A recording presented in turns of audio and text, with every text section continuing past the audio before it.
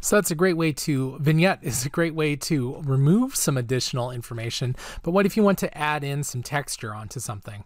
Well, I would do this. Either make a new layer with, that would be layer, new layer, Control Shift N, or you can Alt click on the layer icon, bring up one of these bad boys. Remember how useful that overlay layer is wherever it is hiding. Here we are, overlay layer with the 50% neutral gray color. Well, we can also do something pretty cool. If we go to filter noise, add noise, we can add in noise by any amount, and you have uniform, which is like literally uniform noise, or Gaussian.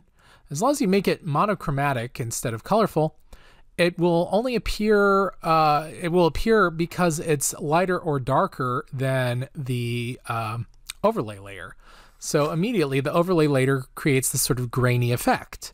You can lower that down by, always a good idea to use fill opacity even if you're not in fill opacity layer. Just lower that down a bit, and that can add in some textures immediately onto things. And again, if you don't want to use noise, it may also be appropriate to use some of the black and white fill options. Keep in mind, don't use the ones that you built that have images in it. You want to use these super simple ones that come in. They're known as texture patterns, and you can load more in on this flyout. They're simply called texture fills. Let's grab a texture fill. We'll just append that. Photoshop's full of these things. Tell OK.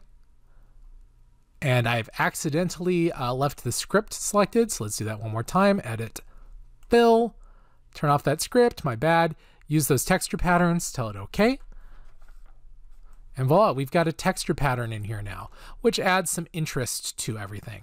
So keep in mind as well, if you were to come in here with your adjustment layer, you could use a pattern on these, but again, don't use a photo pattern. You're going to want to use some of these standard black and white things. You can draw some stuff in Photoshop, but please do not use a photo pattern.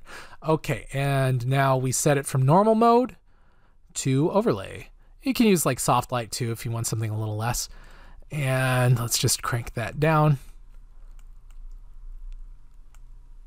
And voila. But the cool thing about using the pattern layer is that if you double click the adjustment layer here, you can change that scale. So you can make it really big or really low. And you can start adding something in that way pretty quickly.